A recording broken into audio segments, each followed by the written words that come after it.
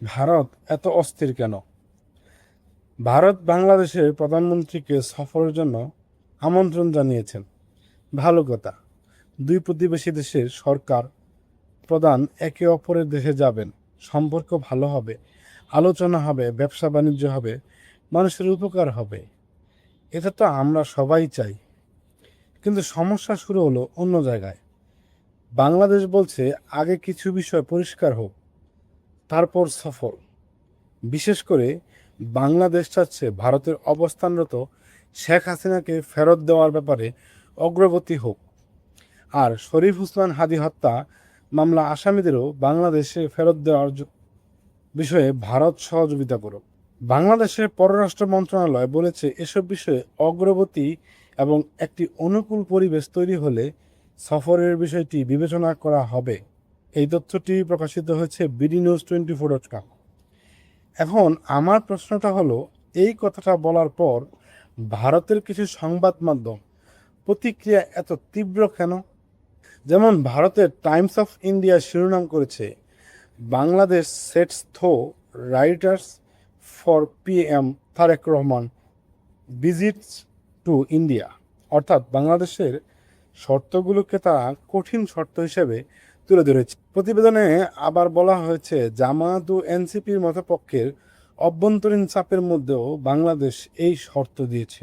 এখন প্রশ্ন হলো, বাংলাদেশ যদি বলে আমাদের একজন সাবেক প্রধানমন্ত্রীকে ফেরত দেওয়ার ব্যাপারে সহযোগিতা করুন, একটি হত্যা মামলার আসামিদের ফেরত দেওয়া ব্যাপারে সহযোগিতা করুন, তারপর আমরা সফরের পরিবেশ বিবেচনা করব, তাহলে এটি কি অস্বাভাবিক দাবি বলা যায়, নাকি এটা দুই দেশের মধ্যে আলোচনার একটা বিষয়? আরেকটা বিষয় লক্ষ্য করার মতো, আগে কিন্তু ভারতীয় পক্ষ থেকেই বাংলাদেশের নতুন প্রধানমন্ত্রীকে ভারত যাওয়ার আমন্ত্রণ দেওয়া হয়েছিল। ফেব্রুয়ারিতে তারেক রহমান শপথ অনুষ্ঠানে ভারতের লোকসভা স্পিকার ওম বিড়লা প্রধানমন্ত্রীর চিঠি নিয়ে এসেছিলেন। পরবর্তীতে ভারত আবার ব্রিক্স সম্মেলনেও আমন্ত্রণ জানায়। অর্থাৎ ভারত নিজেই বাংলাদেশের সঙ্গে সম্পর্ক স্বাভাবিক করতে আগ্রহ দেখিয়েছে। বাংলাদেশও বলছে ভারতের সঙ্গে সম্পর্ক রাখতে সমস্যা নেই, কিন্তু সম্পর্ক হবে পারস্পরিক সম্মান, সার্বভৌম সমতা এবং দুই দেশের স্বার্থের ভিত্তিতে। এটা কিন্তু বাংলাদেশের পক্ষ থেকেই বলা হয়েছে। এই তথ্য প্রকাশ করেছে ইন্ডিয়া টুডে। তাহলে প্রশ্নটা হলো, ভারত কি বাংলাদেশের উপর চাপ তৈরি করতে চাইছে? আমি সরাসরি বলবো না যে ভারত পরিকল্পনা করে প্রচারণা চালাচ্ছে, কারণ সেটা প্রমাণ করার মতো তথ্য আমার হাতে নেই।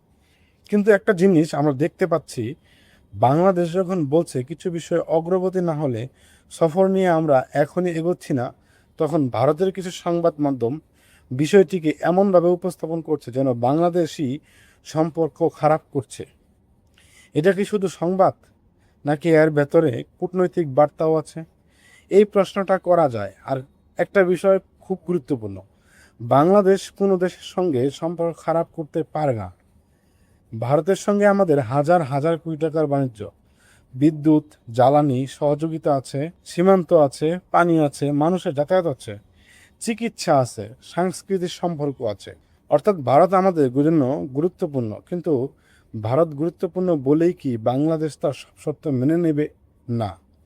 আবার বাংলাদেশ ভারতের প্রতিবেশী বলেই ভারতও বাংলাদেশের সব দাবি সঙ্গে সঙ্গে মেনে নেবে এমনও না। দুই দেশেই নিজেদের স্বার্থ দেখবে, এটাই স্বাভাবিক কূটনীতি। কিন্তু ভারতের মিডিয়া ভাষা নিয়ে আমার প্রশ্ন আছে। একদিকে তারা বলছে ভারত বাংলাদেশের সঙ্গে সম্পর্ক উন্নত করতে চায়, অন্যদিকে বাংলাদেশের কোনো শর্ত সামনে এলেই যদি বলা হয় বাংলাদেশ কঠিন আচরণ করছে বা বাংলাদেশ একগুঁয়েমি করছে, বাংলাদেশ অন্যদিকে চলে যাচ্ছে, তাহলে সম্পর্ক উন্নত করার চেষ্টা কোথায়? আর যদি কোনো সংবাদ মাধ্যম বাংলাদেশের অভ্যন্তরীণ রাজনৈতিক দলগুলোর সামনে এনে বলতে থাকে জামায়াত চাপ দিচ্ছে, এনসিপি চাপ দিচ্ছে, তাহলে আমার প্রশ্ন, বাংলাদেশের প্রধানমন্ত্রী কোথায় যাবেন? সেটা কি বাংলাদেশের রাজনৈতিক দল ও জনগণের বিষয় নয়? আরেকটা কথা, বাংলাদেশ যদি ভারতের কাছ থেকে বিদ্যুৎ নেয়, জ্বালানি নেয়, পণ্য আমদানি করে, তাহলে কি বাংলাদেশ ভারতের কাছে মাথা নত করে ফেলছে? অবশ্যই না। আবার ভারত যদি বাংলাদেশের কাছ থেকে পণ্য নেয়, বাংলাদেশের বাজারে ব্যবসা করে, তাহলে ভারতও কি বাংলাদেশের কাছে মাথা নত করছে? সেটাও না। ব্যবসা মানে প্রয়োজন, এক দেশের অন্য দেশের কাছ থেকে কিছু কিনবে, কিছু বিক্রি করবে, এটা আন্তর্জাতিক সম্পর্কের স্বাভাবিক ব্যাপার। তাই কোনো দেশ বিদ্যুৎ কিনলেই তাকে ভিক্ষা করছে বলা যেমন ঠিক নয়, তেমনি কোনো দেশ অন্য দেশের পণ্য কিনলেই তাকে দুর্বল ভাবাও ঠিক নয়। তাহলে ভারত কেন এত আগ্রহী? এখানে একটু বাস্তব রাজনীতি বুঝতে হবে।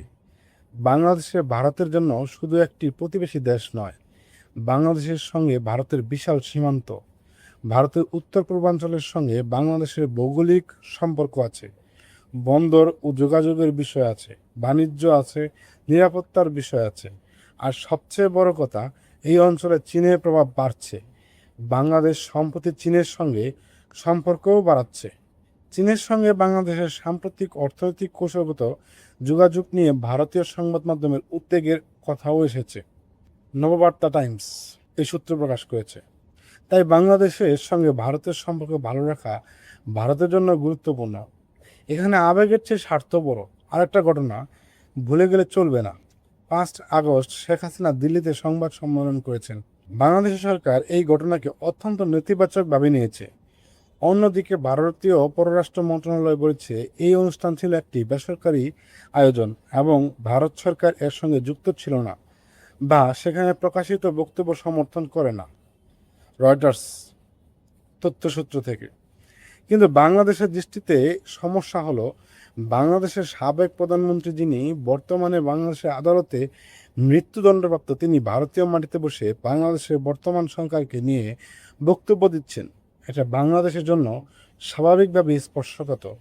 এই ঘটনায় সম্ভবত সফরের পরিবেশকে আরও জটিল করছে। বাংলাদেশের সরকারও সরাসরি বলেছে 5 আগস্ট দিল্লিতে শেখ হাসিনার সংবাদ সম্মেলনের কারণে সফরের প্রক্রিয়া ক্ষতিগ্রস্ত হয়েছে বলে BDNews24.com-এ প্রকাশিত হয়েছে। এখন আসল প্রশ্নটা করি, ভারত কি বাংলাদেশকে ভয় দেখাচ্ছে? আমি বলবো না। ভারত কি বাংলাদেশে ব্ল্যাকমেল করছে? সেটাও প্রমাণ ছাড়া বলবো না। কিন্তু দুই দেশের মধ্যে কূটনৈতিক চাপ এবং দর কষাকষি চলছে, এটা অস্বাভাবিক কিছু নয়। ভারত নিজের স্বার্থ দেখবে, বাংলাদেশও নিজের স্বার্থ দেখবে। আর বাংলাদেশের উচিত কোনো দেশের সঙ্গে বন্ধুত্ব করতে গিয়ে নিজের স্বার্থ ভুলে না যাওয়া। আমার কাছে সবচেয়ে গুরুত্বপূর্ণ বিষয় হলো, বাংলাদেশ ভারতের শত্রু হোক, এটা আমি চাই না। আবার বাংলাদেশ ভারতের অধীনেও থাকুক, সেটাও চাই না। আমি চাই ভারত বন্ধু হোক, কিন্তু সমান মর্যাদার বন্ধু। বাংলাদেশের সঙ্গে ভারতের সম্পর্ক ভালো হোক, ব্যবসা হোক, বিদ্যুৎ আসুক, সীমান্তে শান্তি থাকুক, পানি নিয়ে সমাধান হোক, দুই দেশের মানুষ সহজ যাতায়াত করুক। কিন্তু কোনো সম্পর্কই এমন হওয়া উচিত নয় যেখানে একজন কথা বলবে আরেকজন আর অন্যজন শুধু শুনবে।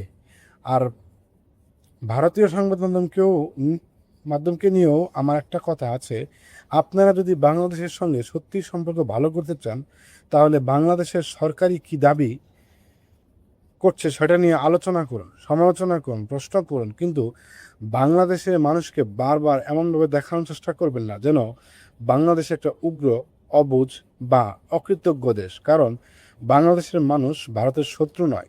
বাংলাদেশের মানুষ শুধু নিজের দেশের সম্মান চায়। শেষ কথা, বাংলাদেশের প্রধানমন্ত্রী ভারতে যাবেন কি যাবেন না, এটা বাংলাদেশের সিদ্ধান্ত। ভারত তাকে আমন্ত্রণ জানিয়েছে, বাংলাদেশ বলেছে পরিবেশ অনুকূল হলে বিবেচনা করবে। এখন ভারত যদি সত্যিই সম্পর্ক উন্নত করতে চায়, তাহলে দুই দেশের মধ্যে যেসব সমস্যা আছে সেগুলো নিয়ে টেবিলে বসে কথা বলো। শেখ হাসিনা প্রত্যাবর্তন হোক, হাদি হত্যা মামলা আসামিদের হস্তান্তর হোক, যা কিছু আইনি ও কূটনৈতিক প্রতিক্রিয়া বিষয় সেগুলো নিয়ে আলোচনা হোক। কিন্তু সংবাদ মাধ্যমে লড়াই দিয়ে যদি দুই দেশকে সম্পর্ক পরিচালনা করতে হয়, তাহলে সাধারণ মানুষই সবচেয়ে বেশি ক্ষতিগ্রস্ত হবে। বন্ধুত্ব চাই, কিন্তু আত্মসম্মান বিক্রি করে না। সম্পর্ক চাই, কিন্তু সমান মর্যাদা। আপনার কি মনে হয়, ভারত কি সত্যিই বাংলাদেশের সঙ্গে সম্পর্ক উন্নত করতে চাইছে, নাকি বাংলাদেশের বর্তমান অবস্থান নিয়ে কূটনৈতিক চাপ তৈরি করার চেষ্টা হচ্ছে? আপনার মতামত কমেন্টে জানান। আর ভিডিওটি যদি গুরুত্বপূর্ণ মনে হয়, তবে শেয়ার দিয়ে অন্যদের দেখার সুযোগ করে দিন।